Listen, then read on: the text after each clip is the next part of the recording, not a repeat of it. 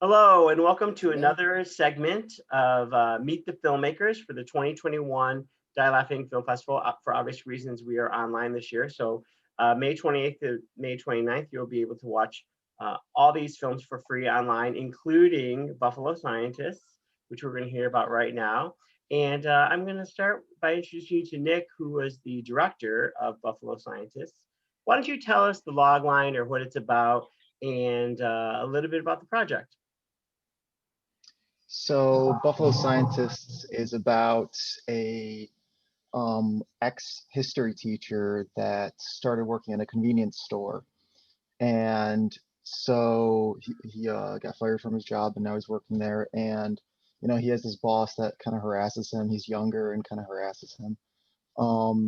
And then one night after his boss leaves, two people come in and rob the store at gunpoint. And halfway through the robbery, they find out, oh, this is our this is our old history teacher from high school. So they throw the masks off and you know, reminisce and go on an adventure together. Excellent. And we won't give the spoiler. It does take a twist when you find out what the bad guys are up to. So not what you normally expect at your local convenience store. And how about location, Nick? Talk about location. Where did you shoot it? We shot it in Burbank. We shot in Burbank and we shot in downtown LA. Okay. And yeah, we just found a local convenience store. Great. And very simply, we just said, "Hey, can we shoot here?" And the guy walked over to his calendar and said, "Hey, what day?" Wow. It's super easy. Yeah. Yeah, that was great because so much of indie filmmaking is about location, you know. Mm-hmm. Yep. So Jim, nice to meet you and great performance. Ray. How was it like being the youngest of this group? Oh, well, it's You were the kid, Was it- right? You had to have a fake ID to get the beer, right? right, yeah. Yeah, being the old dude, it's fun being the old dude for a change. Yeah. And tell us a little about, is acting your primary vocation? Do you do something Yeah. else? Well, this role was interesting because I also made my living at teaching high school kids from the 80s, the 90s, you know, and then I retired. I was an actor the whole time too. Wow. And so these guys, this was not being revisited with these guys. It was just kind of, I had guys like this, you just put it that way, that That's funny. drew on the whiteboard with, you know, things on the whiteboard that will remain unspoken about. Well, with permanent marker too, not the eraser. Yeah, no, yeah, but anyway, yeah. So it was a fun project. It was just fun from the beginning to the end. Yeah, I think that spirit was captured on film. You know, it did look like a fun time. And who edited it, Nick? Did you edit it? I did. Yeah. Yeah. For Great work, pacing. Great pacing. Yeah. Thank you. Yeah. You know, took a lot of time. yeah. So much of comedy is about pacing, and you did a nice job. It moves along very well.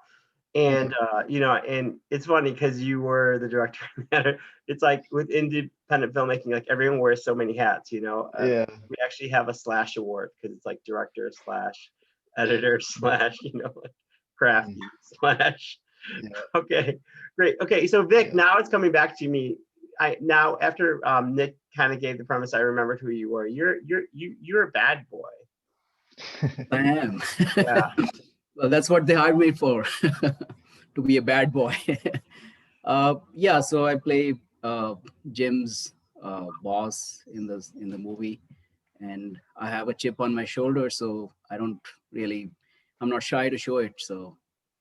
And you have a whole double life. Yes, and yeah, that's a secret identity that Jim and rest of the cast doesn't know. Yeah. And you know, the characters come to my house to rob me, but then they discover that, well, this guy is up to something. Spoilers. Yeah. No spoilers. You got to come back May 28th, and believe me, it's worth the price of admission. It's worth the price of admission.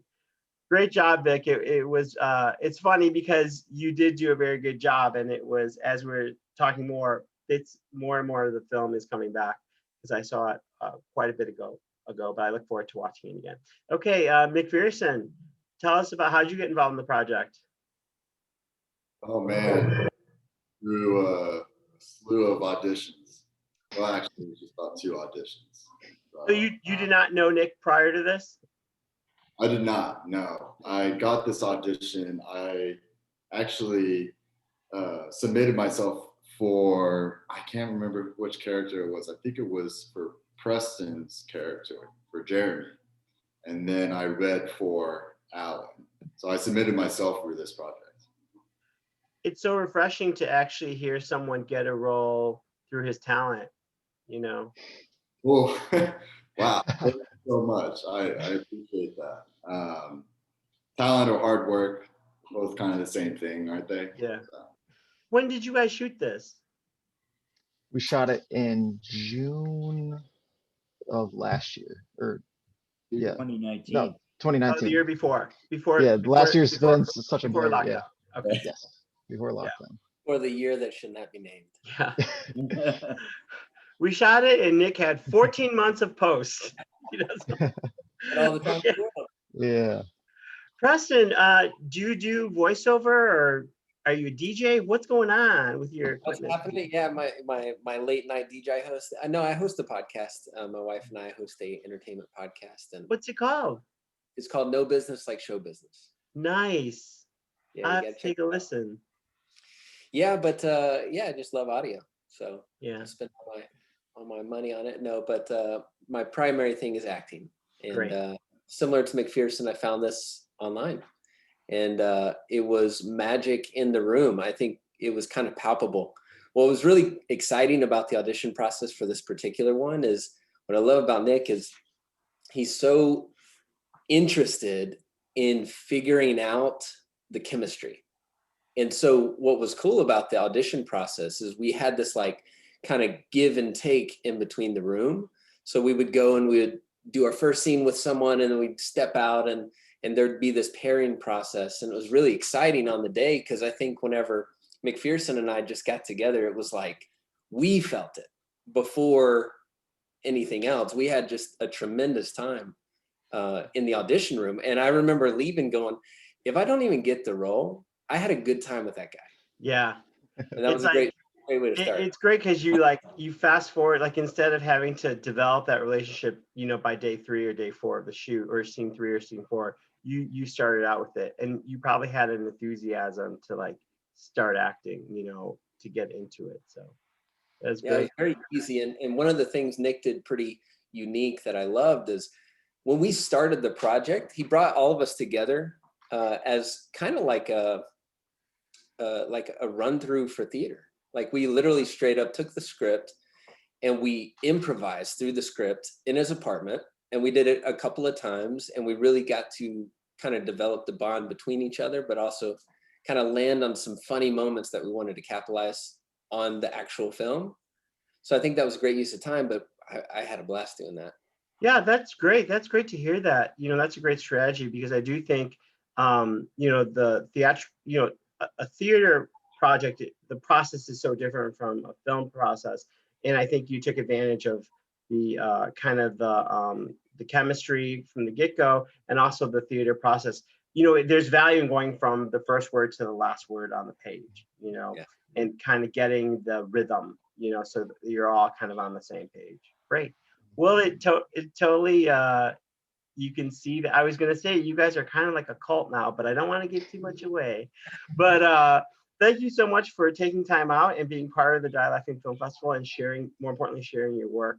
Hope to hear more great things from you in the future.